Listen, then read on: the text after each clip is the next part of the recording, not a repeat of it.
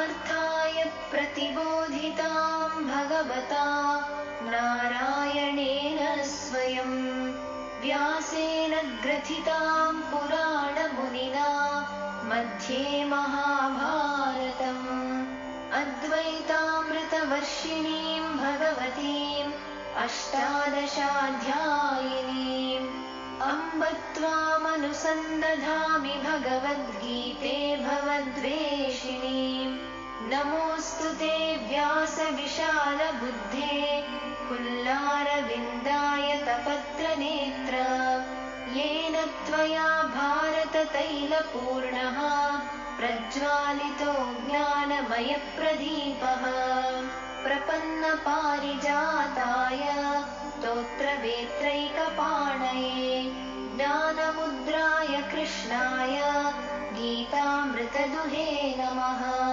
सर्वोपनिषदो गावो दोग्धा गोपालनन्दनः पार्थो वत्सः सुधीर्भोक्ता दुग्धं गीतामृतं महत् वसुदेवसुतं देवं कंसचाणूरमर्दनं देवकी परमानन्दं कृष्णं वन्दे जगद्गुरुं यं ब्रह्मा वरुणेन्द्ररुद्रमरुतः स्तुन्वन्ति दिव्यैस्तवैः वेदैः साङ्गपदक्रमोपनिषदैः गायन्ति यं सामगाः ध्यानावस्थिततद्गतेन मनसा पश्यन्ति यं योगिनो यस्यान्तन्न विदुः सुरासुरगणाः देवाय तस्मै नमः।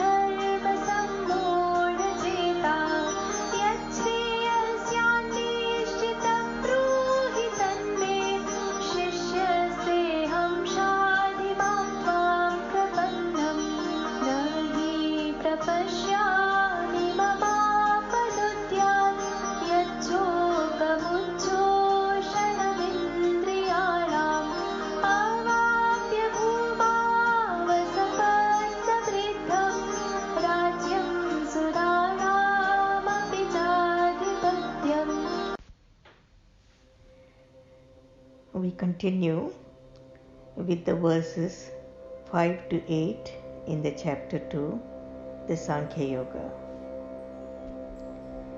Gurun ahatvahi mahanubhavan shreyah bhoktum bhaksham api ihaloke hatva arthakamantu gurun iha eva bunjya भोगान रुधिर प्रतिक्तान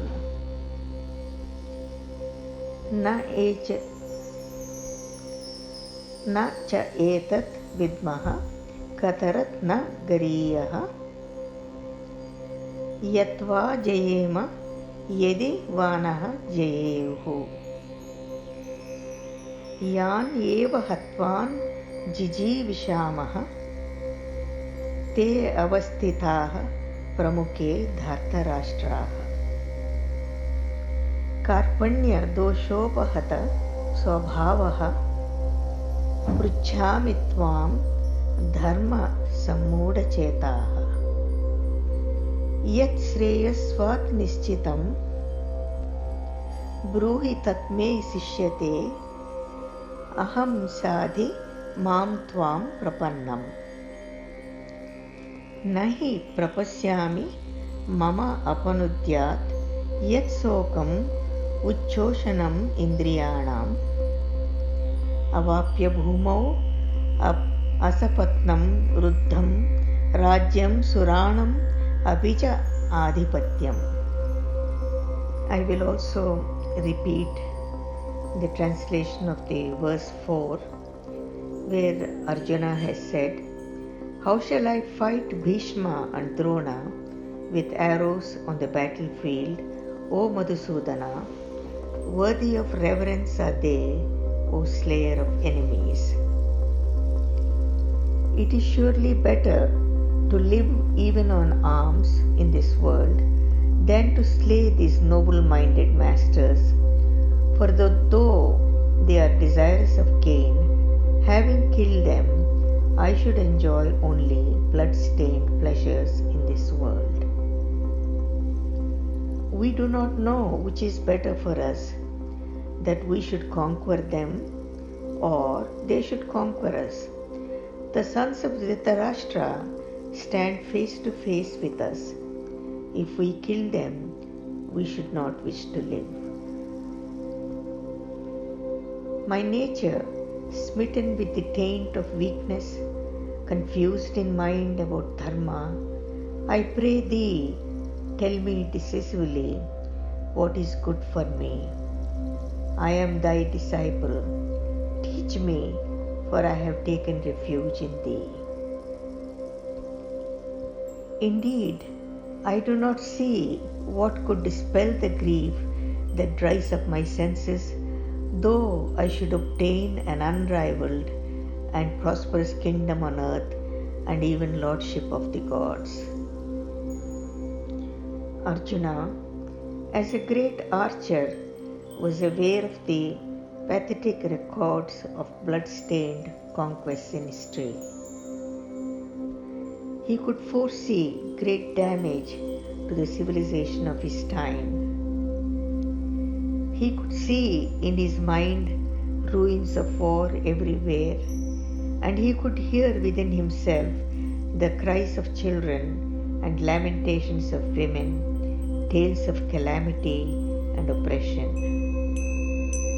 Arjuna, a hero with a good human heart, would do anything to hold back from the situation that seems imminent. This verse is showing Arjuna's greatness, the nobility of his character and farsightedness, and it is also showing the quality of his human heart.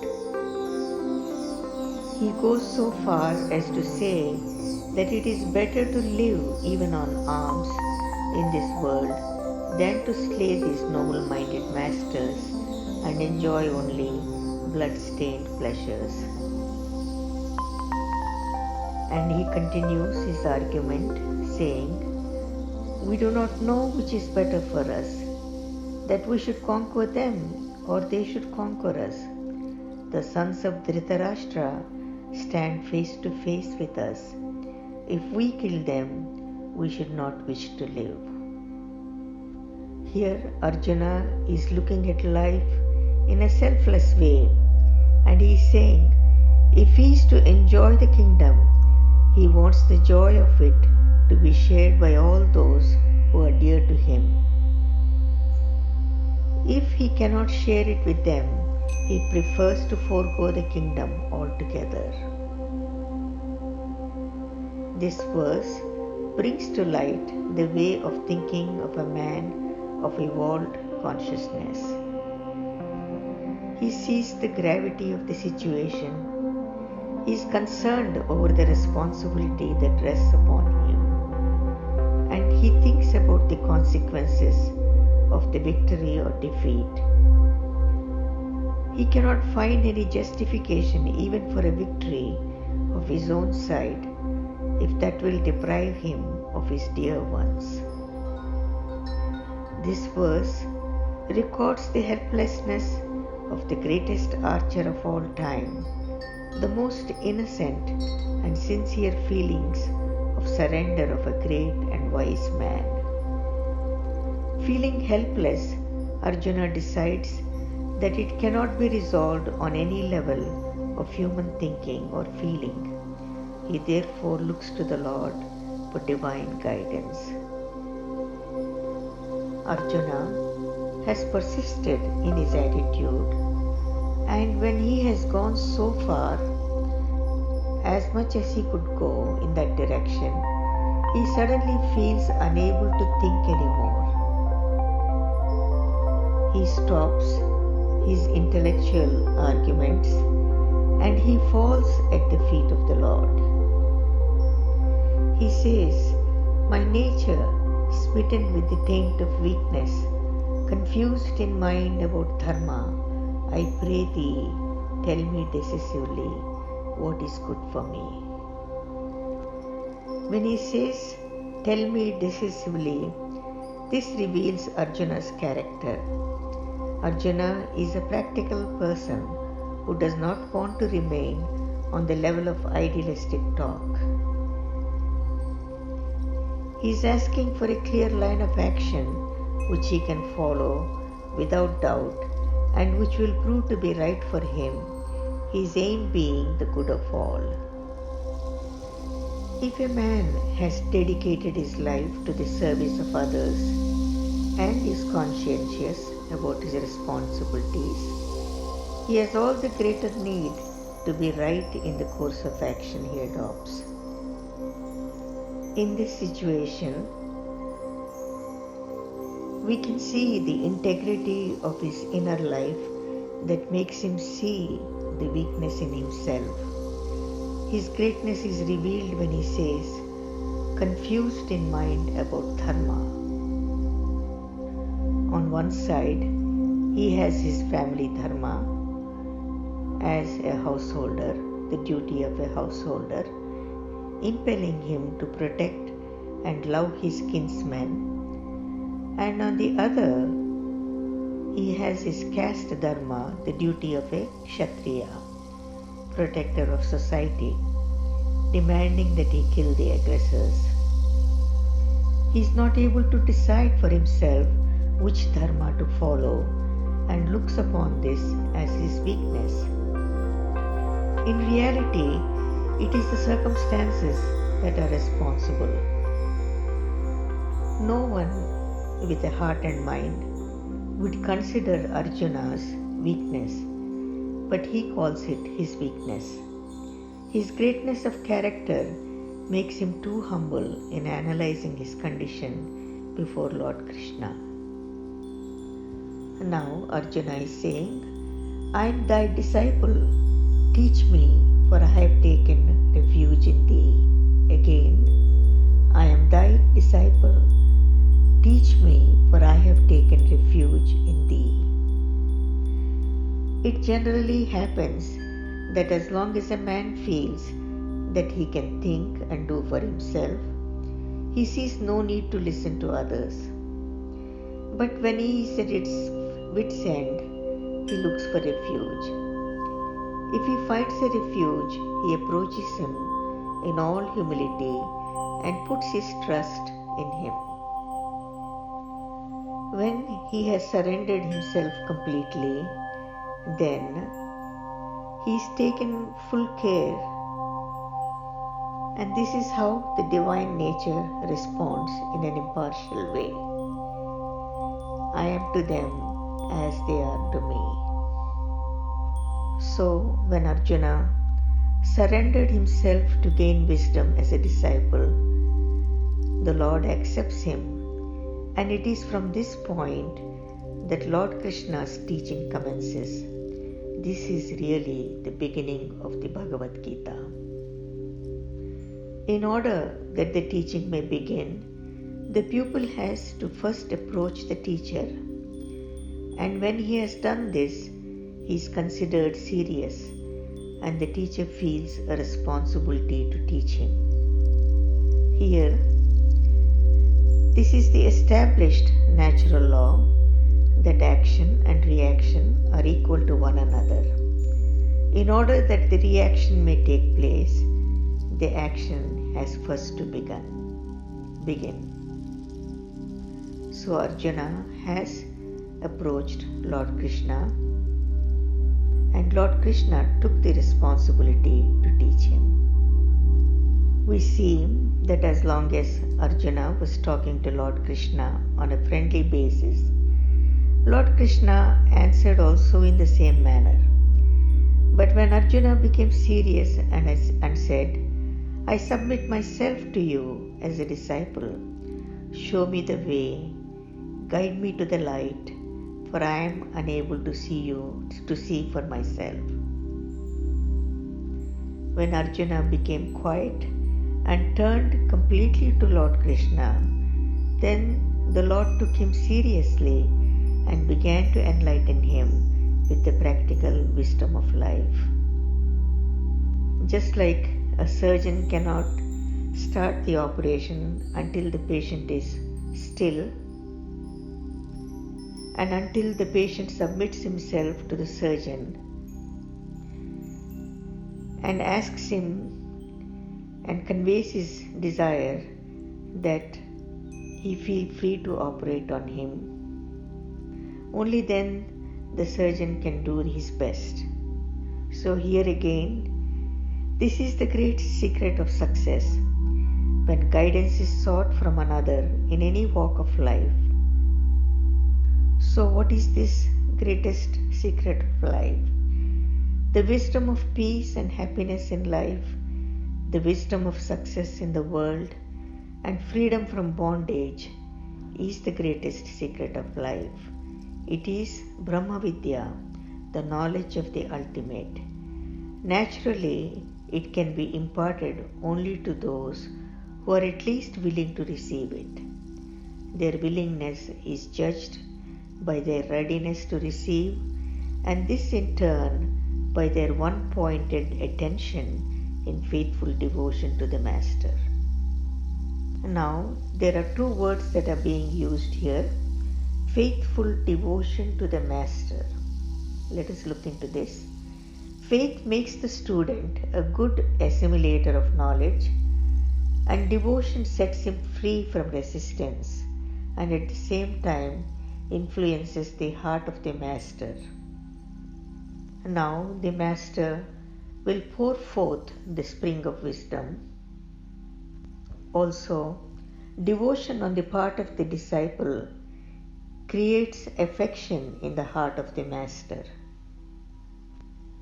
When a calf approaches its mother, the milk begins to flow from her udder, ready for the calf to drink without effort. Such is the glory of devotion and faith in a disciple. He surrenders at the feet of the Master and cuts short the long path of evolution.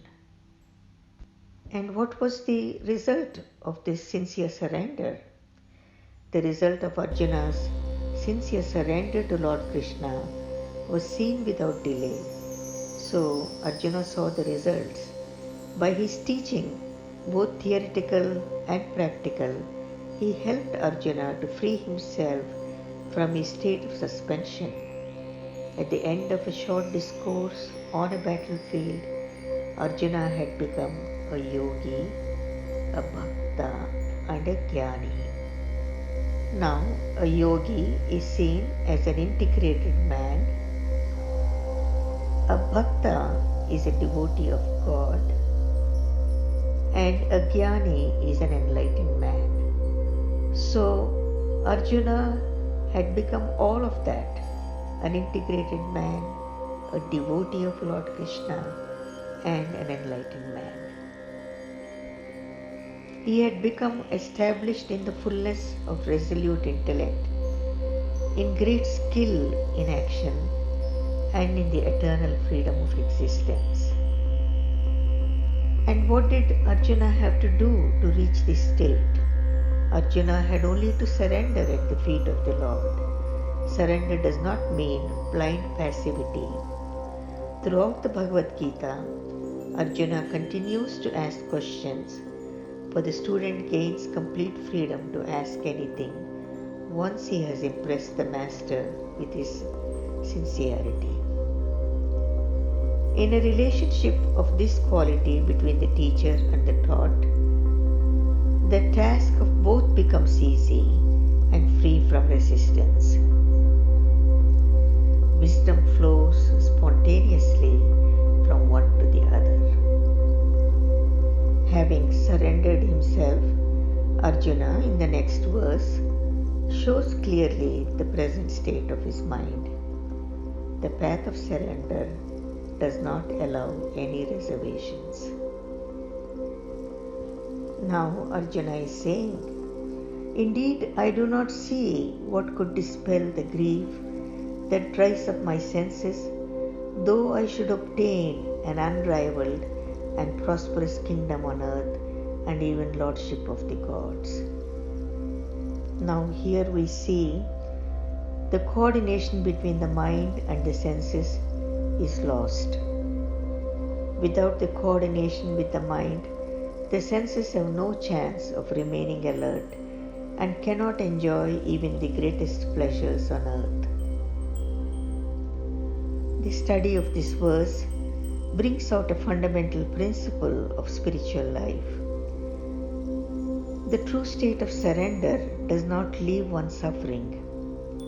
One casts off all difficulties, and the relief of this surrender brings one to silence. But here we are seeing that Arjuna is not silent. He is still talking about his grief. He has declared that he has surrendered. So this clearly shows that even the sense of surrender cannot immediately free him. It can happen that even the ocean fails to subdue a volcanic eruption.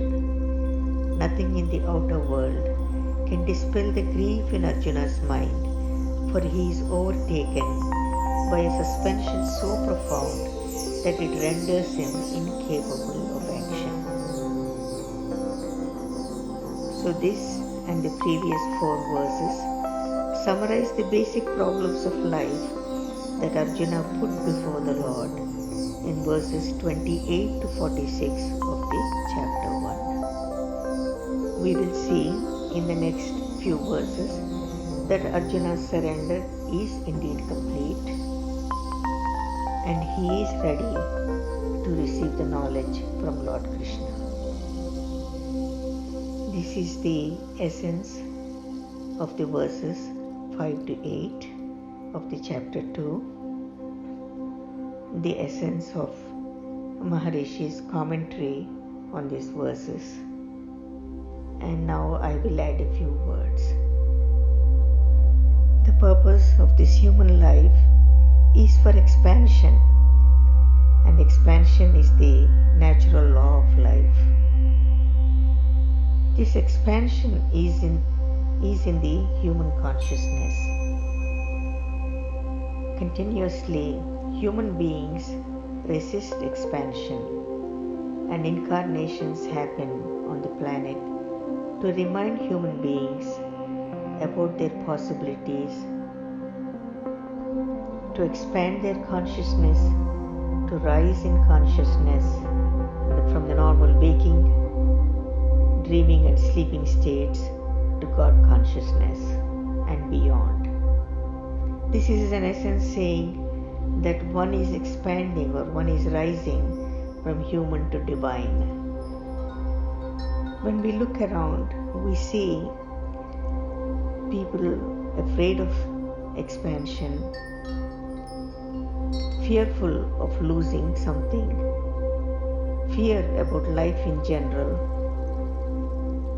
feeling depressed and having worry, and having self-doubt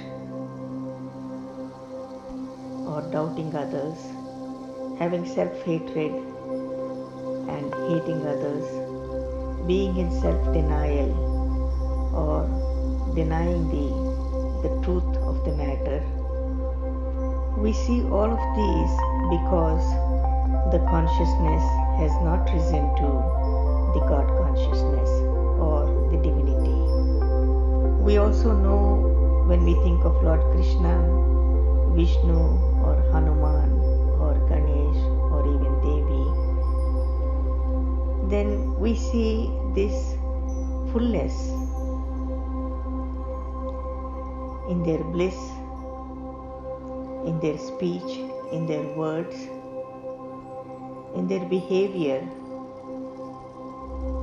in their unconditional love,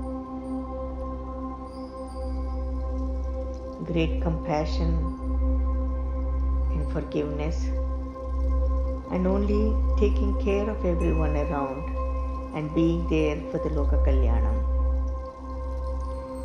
Their power is complete. Their knowledge is total. This is the knowledge of the Brahma Vidya. We see them as Purnatva, the fullness, the totality and the completeness. And they truly represent this Purnamada and Purnamida, where as the absolute they are full, and as the relative, as we see them as the name and form, they are also full. So what has really changed with the human consciousness to divine consciousness? In the normal waking, dreaming and sleeping states, this awareness that one is both the absolute and the relative is not there, because the experience of the absolute has not been established. So as the consciousness expands, then more and more relative becomes absolute. What is changing here is the absolute is infusing into the relative, and the relative is rising to the status of the absolute. And we will begin to see further that how this changes everything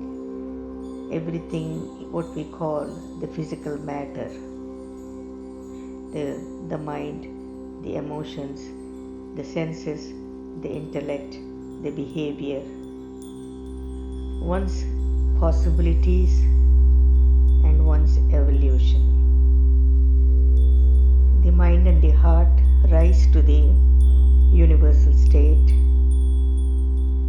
and one sees all possibilities, not having doubts and concerns and anxieties or worry.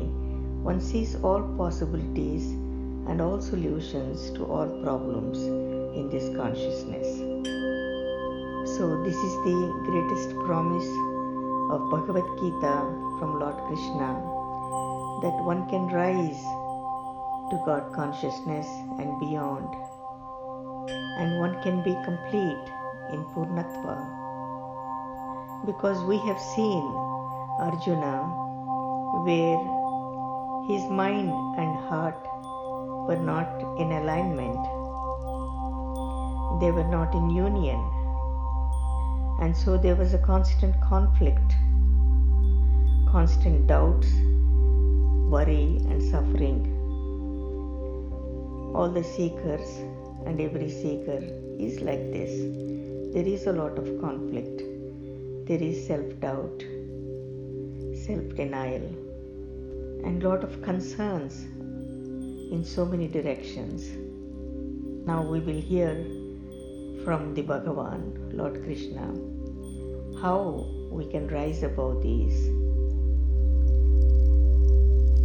and rise to the status of this divinity and beyond.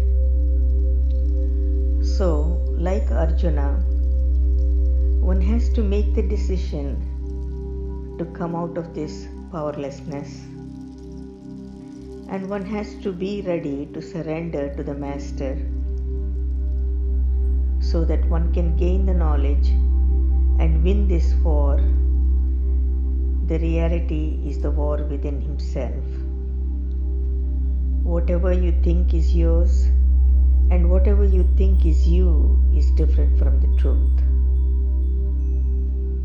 So in order to be led,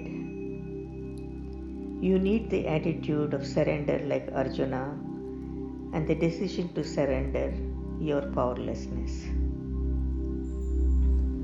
We will continue.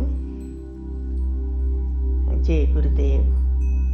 Loka samasta sukhino bhavantu.